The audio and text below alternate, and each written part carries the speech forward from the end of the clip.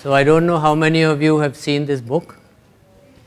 And if you haven't seen it and you haven't read it, then I hope after this session you will get a copy. There's one with her actual photo. Oh. With her actual photo. Oh, okay. This is a. The new edition has her photo actually. Okay. And this is in Hindi. And Marathi. Oh, this is Marathi. Okay. So 10,000 copies of the book have been sold in Marathi. And I hope it will be coming out in other languages also, Hindi other and Indian Gujarati. In Gujarati And Hindi. and Hindi. I think the Bengalis need it also. Why? I know we are very backward, but I think we should start because we have to start somewhere, changing the Bengalis. So this is a very special occasion for me to be with you. I am rarely called upon to moderate a session in Ananta Center. I did one several months ago and one last year. Both were special people, but both were men. So I am delighted to moderate a session with a lady. Thank you. I worked in an organization, Confederation of Indian Industry, where we started with a very low ratio of women to men. But by the time I retired, we were nearly 50-50. And I was very proud of that. And we had women heading our regional offices, state offices, our overseas offices internationally, key divisions within the CII, and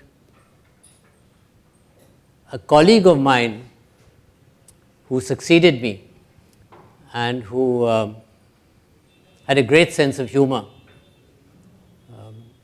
His name was N. Srinivasan. He used to say, women run CII and the men run. This was a refrain, this is the motto of CII. Women run CII and the men run. So you know where I'm coming from. We were very proud of that there was such a great ratio.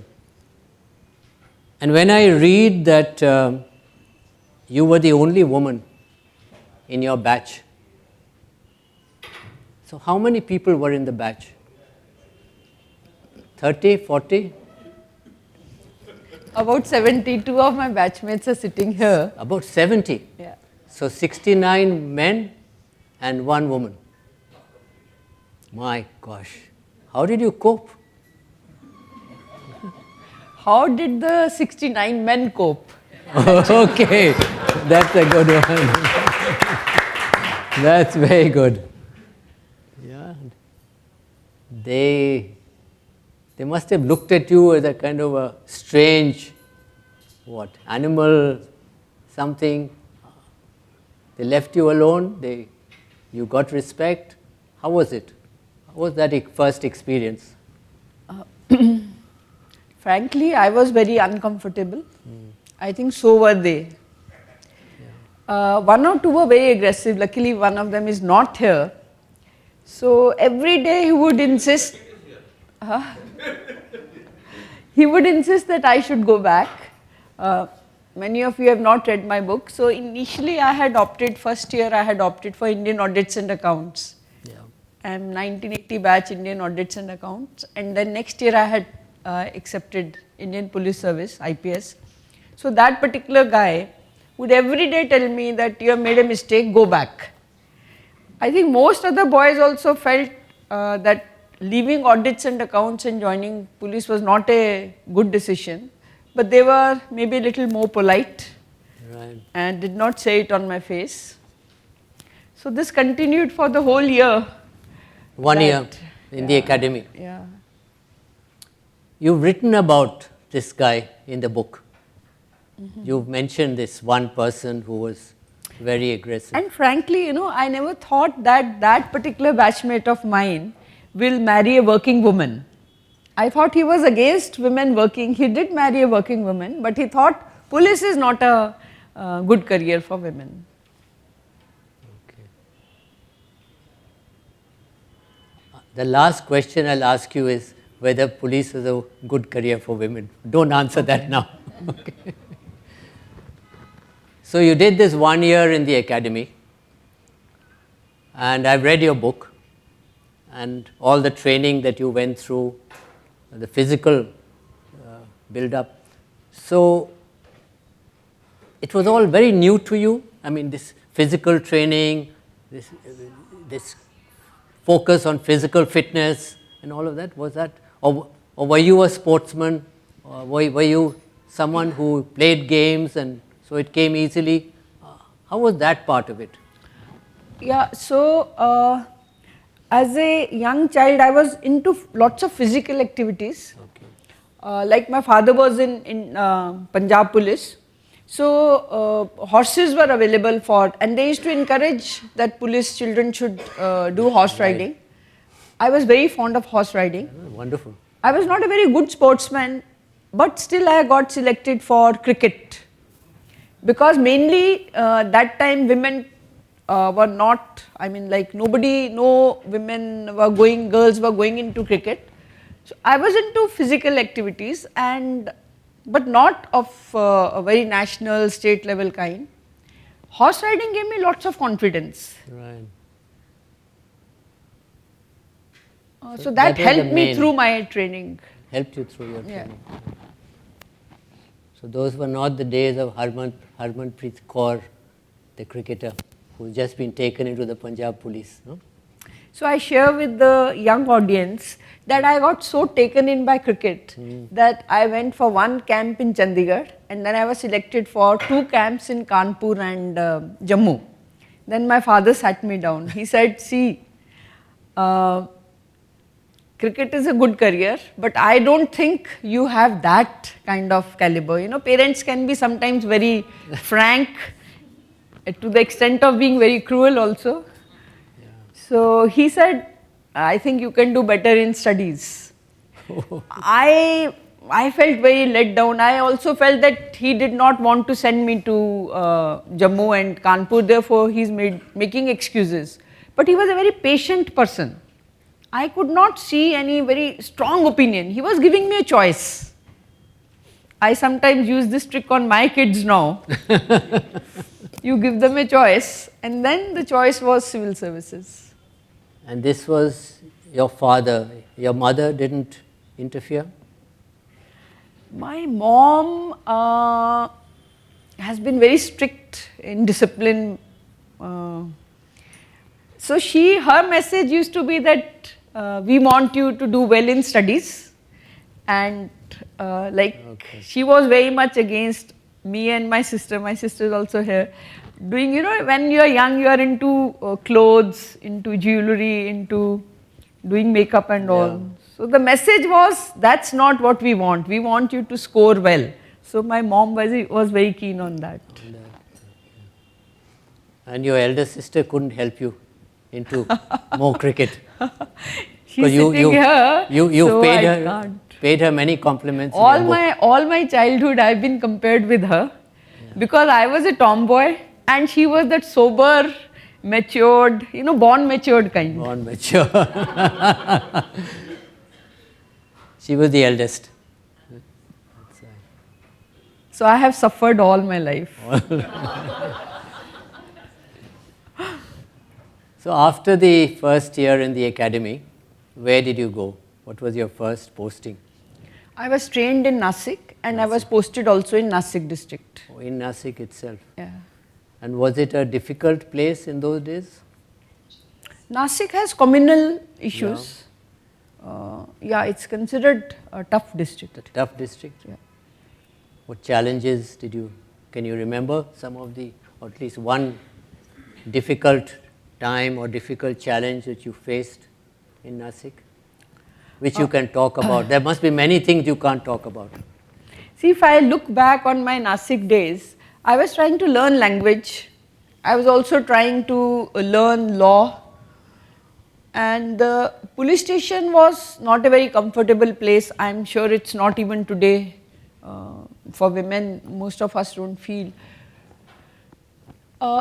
So the staff was very uncomfortable. I was equally uncomfortable. What I can remember is that my strong desire to prove and my strong feeling that I should be accepted. I can narrate one incident, I don't know whether I have covered. So, the police station was Bhadrakali police station. It had an inspector called Mr. Shinde. He was the typical 6 feet tall, well kept and very dashing. In his uniform he used to look, and the people were very scared of Shinde sir. But now, since I was an IPS probationer and then an IPS ASP posted there, I automatically became senior to him. Gosh. My staff was comfortable if I was in a learning mode, but uncomfortable if I was in a leading mode. For them, leader was Shinde sir. And how this young woman can be a leader when Shinde sir is there. So during the day, they would teach me about law, what is an FIR, how to write down an FIR, what are the ingredients I must see that they are there. In the evening, when they will go for the raids, illicit liquor, prostitution, gambling, they won't take me. And I wanted to learn how to conduct a raid also. And then once when I really insisted, I realized the problem was not that they didn't want to take me. The problem was, if I lead a raid, I sit in front of the jeep with the driver, and Shinde sir will have to sit at the back. Oh. So this boy, and I realized to my good fortune, Shinde himself had no issue. But the staff had tremendous issue that how this young woman will lead. And mind you, it's 1983. Sure. So this was the atmosphere, but luckily I got very supportive staff, officers. I mean, like, once they realized that she means business, she is serious about her job, acceptability was there. Were there any other women police officers at that time in Maharashtra? Can you remember? There was one other lady IPS officer, and I was the second in Maharashtra. So you were the second. So it was. Ma'am was the first in Bihar, Manjri ma'am. Okay. So we have all. So you all are all pioneers, basically. So I'll just share one more experience about, since Manjri ma'am is here. You know, I felt pretty lonely in Maharashtra cadre. In 89 or 90, I met her in the National Police Academy, and ma'am was reminding me that I told her at that time that I am scared even to smile in a police station. Yeah, that's true. Scared to smile. We misunderstood. So that was the culture. That was the culture. You could not sort of be a woman in the police station. Now that culture has changed quite a bit. You are accepted as a woman, but at that time, as she says, that sitting in the front of the jeep was a very big issue. Did you all wear, what kind of uniforms did you wear? Women? Same as men. Same as men? Same, okay.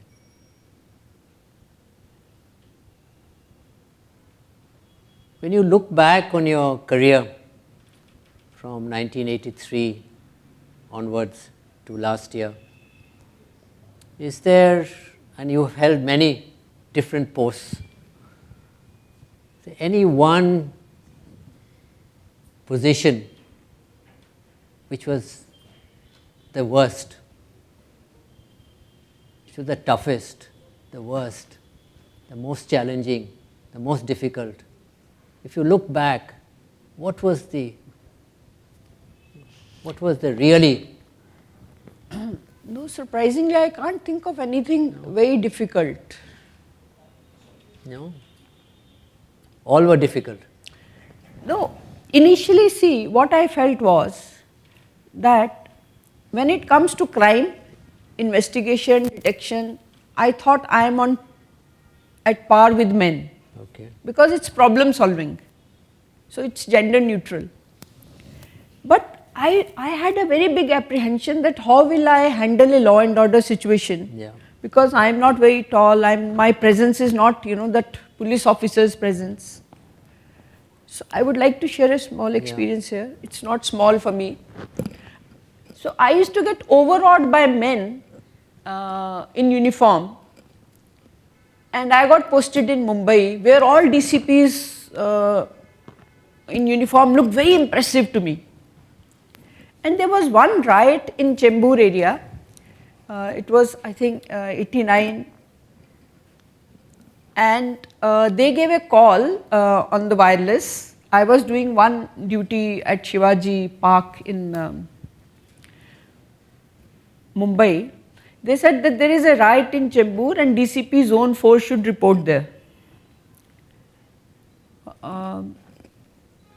The bandobast in any case was finishing, so I left for that duty, that call in Chembur, and near Matunga we got a call where on the wireless a guy was literally crying and he was saying, Zone 4 madam na laukar pathwa, send Zone 4 madam fast. So I realized this is a serious issue. I took some extra staff from that chowki nearby. So it was my vehicle, my extra staff, my staff officer, and Shivaji Maidan, 2 ACPs. I asked them also to come. And we handled that whole situation. It was very bad. There was stone throwing, there was mocktail bombs, and 2 communities were clashing. So 2 specific things I remember. One was that my ACP Mahim division told me, madam, we should not go there because though the right side of the highway is with us, the highway itself is with DCP Zone 5. Now imagine the whole day, the whole night, 69 rounds fired, 4 people killed, including a young girl, and DCP Zone 5, who was 6 feet 2 inches tall guy, he did not turn up. And at the middle of the night when the additional CP law and order came and he said, where is Zone 5? I had absolutely no idea because I was dealing with the situation on the ground. And I had overruled my ACP saying we should go back, this is not our area, because I thought no, once we have reached, we better handle it. Next day when Commissioner, who was equally annoyed that why DCP 5 did not report, he called him and he said, oh, where were you? And the DCP Zone 5 said, sir, I could not locate the place of incident. So 69 rounds fired, 4 people killed, and at 6 feet tall DCP could not locate that place. From that day onwards, I developed confidence in myself that I can probably handle it and my gender is immaterial. So I think that was a turning point. Maybe it was a challenge, it was very difficult for me, but it gave me confidence. Gave you confidence. And a judicial commission was appointed, and the High Court judge who headed that commission, he said many people came and said there was a lady, that time I was not known in Maharashtra, there was a lady on the mic, she kept saying कि अगर कोई firing में जख्मी है तो बाहर आओ, हम आपको हॉस्पिटल लेके जाएंगे. And that saved me, that this firing was justified, police did not do it as did not overstep its limits, and that they did take the injured to the hospital. So I thought, okay, women can deal law and order situations also, however terrible they may be, and gender is not a handicap. Do police overstep their limits many times? See, with 36 years of experience, I can tell you, our officers and of course me included, we can get, very charged.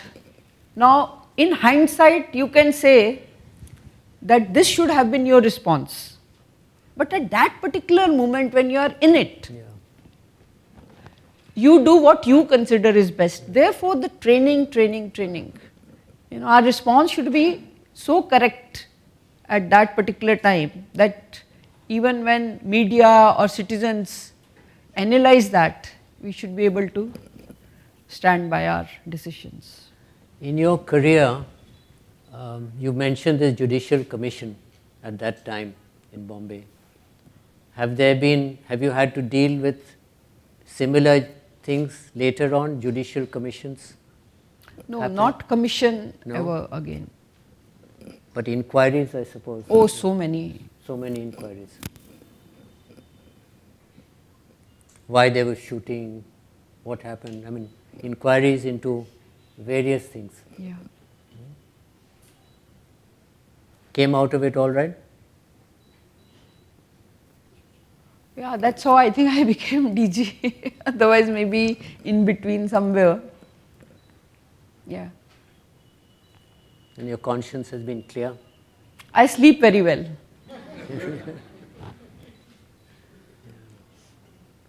So you see more and more women now joining the police force? I mean, I know there is a reservation in some states, but that is why they are joining, or they're joining because it's a good career, or what is driving women into the police force? So one, reservation is definitely a good affirmative action. I recently visited police lines, and I found two very young, thin looking girls. And I asked them, I was surprised. So both seemed very unlike police personalities. And they told me that, one girl told me in Marathi, she said, my father encouraged me to join police, and she is my cousin. My father encouraged her also to join, and we have a third cousin also, another girl from the same family who has also joined police. So 3 girls joining as constables, and I remember a time when I got a letter from a girl from Nagpur saying in Marathi that Borwankar madam, you keep telling that girls should join police. In my case, I am very keen to join police, but except for my bua, atya, aunt. None in the family is in favor. Therefore, your addressing us that join police is meaningless, because families don't support us. And this is say about 20 years back, and today 3 girls from the same family and telling me that their father encouraged them to join police. That's the change. And do you get good reports from women in the police force? What do you hear? Women who are there, who have come after you, what do you hear? Have they had good experience? Are they performing well? How are women doing in the police force? We did a survey with the help of Pune University. It was sponsored by Center for Police Research in Pune, where we conducted a survey of about 500 women police officers from the rank of constable to sub-inspector, and we assessed their perception of gender friendliness of Maharashtra police. 50% of the women said they do not find the department to be gender friendly, and they were responding to gender friendliness had been defined as work environment, gender respect, gender equality and cooperation. So these were the 4 parameters, and 50% of women felt that the department is not friendly. Not friendly. This is recent? 2014-15. Quite recent. Yeah. So when you get a survey like this report, does it lead to some corrective action? Does it lead to something done to correct this situation for women in the police force? I can talk about Maharashtra police definitely. Yes, they took a very serious note of that survey. But one thing which emerged, which I would like to share, there are many senior officers here, that the women were not aware of what the department is doing for them. Sir, BPR&D chief is here. Yeah. So much policy decisions are taken for women or for constabulary. But one, they are not aware. And secondly, this feeling that policy or decision makers are not bothered about us. This emerged very strongly. Okay. So, is there a unit within the police force, especially to deal with gender issues, help women police officers in some way in dealing with all this, communicate better? I mean, how to integrate women police officers better, how to get over this problem? So, is the police force got a setting up some kind of a internal unit to help resolve these issues, or I am not not yet? aware of any state police having any unit looking after this exclusively. And another thing which I didn't like was the survey also talked to 20 senior police officers. So their Men or women? Yeah, men. men. Most of them kept saying that this gender unfriendliness is because women are lesser in number. The moment they grow more in number, the department will become gender friendly. Now, you know, it will take long time. Another 100 years. That's not a satisfactory. And secondly, their point was that police has irregular working hours, one, more than 8 hours duty.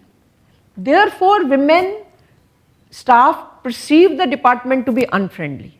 They felt that this role conflict of a homemaker, a mother, with a job which is very irregular in timings, is making them feel that the department is unfriendly. Otherwise, they felt it's not gender unfriendly. So there was a communication gap in this itself. Do you have to go through training courses at different times of your career? Different types of training as you progress in your career? Yeah. So you have to do, and this is what kind of, I mean, how does it change? So give me some examples of different kinds of training that you went through. So for IPS, the training is pretty good. It's international standard kind, like you do basic leadership, middle level leadership, then top leadership. So you are given during different points in your career training relevant to you. But the issue is that at inspector and sub-inspector and constable level, in-service training is a rarity. And when you are, as citizen, when you are in contact on traffic, on roads, or when you visit a police station, those are the people you are in contact with, who have gone through one basic training at the recruitment time, and hardly ever any in-service training subsequently. So as senior officers, we've been trying that in-service training to the field ground level staff should be more. I'm going to turn to the audience because I think we must give them a chance to question you and have a conversation with you. But I wanted to just share something with you and the audience, that a very big chunk of Ananta's work is to do with leadership. And so we do this for senior school children, residential program for 2 weeks. We do this for college children, residential programs in different modules of 5 days. Residential programs for heads of NGOs, company executives. For police? So we have a very difficult but very determined woman heading Ananta Center currently. Kiran, please raise your hand. So she decided somewhere down the line that we have to see whether we can do something. We are doing it for the IFS officers are there. There are ambassadors sitting outside India today, of India, who have been trained in Ananta in leadership. Okay. There are also some IAS officers, but very few, because the IAS generally feel they know everything, so they don't need any training. With My dear batchmates. Yes. So, but there are some who have gone through the leadership training. But the most exciting thing was 2 weeks ago, we did our first course for National Security Guard, CRPF, SSB, am I miss? Sorry? BSF. Now, it is 50% people from the uniformed services and 50% civilians. Could be a writer, could be a corporate executive. That's a very good idea. So that there is integration. Yes. And so as you are training, they are together. In fact, one person who went through this, Shujit, will you stand up? Shujit Haridas is Deputy Director General of CII. He went through this program with the police officers. So he should share his experience. Yeah, he can do that. So this is a beginning. And the, I don't know, which, you're dealing with the CRPF? Who's the nodal agency? CRPF. So this will be a 3-session program for this group of 20 people. And we are going to now extend it also to the armed services. So Army, Navy and Air Force have not come in yet. So that's the last bastion to be. Oh, by the way, the other thing is there have to be men and women in the program. Both. So there's a gender issue. It's always conscious that there must be both men and women. We are commandant of a woman commandant of a completely women's brigade. As part of the participants there from Gujarat, actually. So we are. That's why I was asking about the training and all, and maybe we can also help and supplement. So actually, the Bureau of Police Research and Development, Mr. He's here. Yeah. So sir can also help you in. Sure. He can reach anywhere, as you know, the country. All the state police report. Great. You will have a very determined lady at your doorstep. Okay, let me turn to the audience now.